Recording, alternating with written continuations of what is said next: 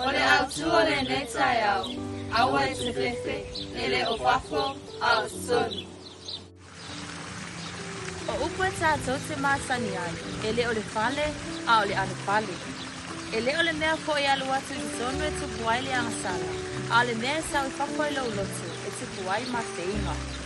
Pai mai se tala, sa i eisi au soto alua, o loo sa au ni tā pena le la ua wha moe moe, o le ta alonga e māsani ai le nei au se, o le fusu.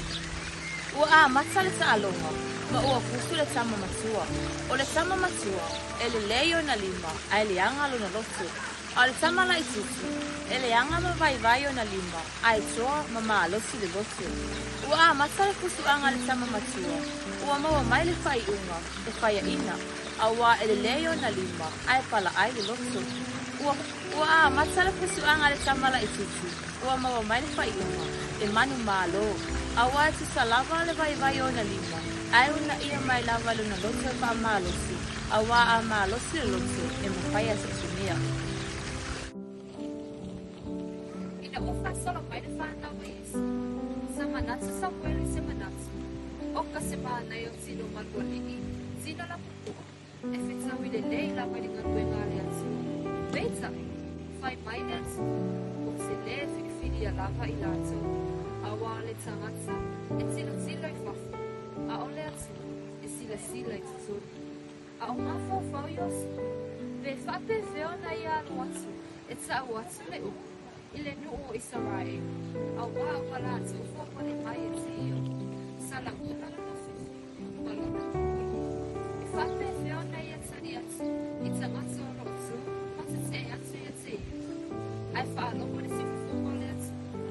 Yosu, e te fefe ea se ia a whiu. Ona whetalai mai leo le atu wa i le yosi, tabu. A luna whai ui. O te lei whai atu ea i te ui. Ia e whamarusi, au mai se fefe, au mai se mata, au wā o i o marusi, o ro o i te oe, i mea opa e te api ai.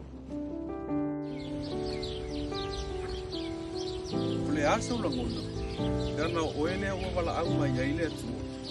O ta watu ia te oe la ua, e le mana o lea tua i au pena, e te whao ngā ina, pe mana o i lau poto, e te whai ai se lea.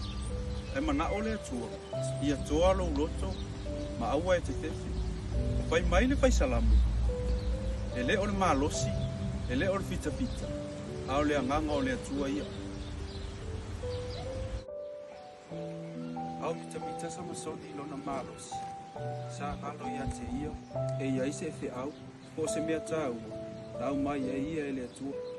O tatonu lona loto, e le ifia whaalongo o ia e si kufongo o Iova. O le lapa ta inga mo i tātou, aua tātou te amo whaalenga tasi, ma e le tatonu. Na ia manatu, e le mawhai e se tasi, o na whaato i laluina o ia. O le atua, e le o se mea siri e te whaia e mana o iai, a e fia whafonga i owa. I le mea tonu, ma le mea sao e te whaia. Sauina ia e manatua le autu, e le o FAFO i le waenga tangata, au tatonu e makuna mai e le tua ma le manos. Samuelu, o se tangata sa au nai le tua i taisanga teni. Ina ua manu malo mai saulu i le taua ma Mareko. Sa ia whaasau ina mai ni mani pepeti o si ai taulanga le tua. Ai leo le mea le na e mana o iai le tua. Au whaalongo Samuelu i leo manu. Sa ia te sili ia sau. O le ana lea pisa mai. Sa whai loa e saulo mea uma, e na tele ina atia. Ato ai malona fia fia. Ua manatu, ua tonu o na langona.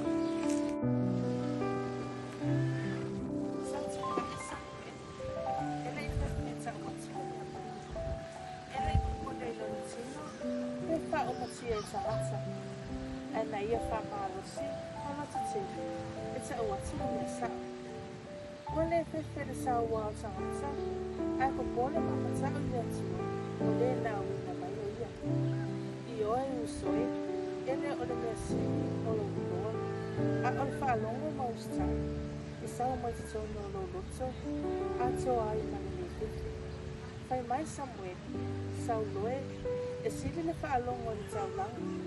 Ai sili le ustai, nai lo le ngā on māma i poa. AUA e te popole, ile ngā ai mai o tangata. Ai ia e popole, ile sila whanga le atua. Aua foi e te popole e lutina, AUA e pala. Ai ia e maati loa ngai, ia sawatu. Ia ta pena lau tina, ole malumalo le atua. Ia ta pena lau loto, e ta wai ma whaki tau.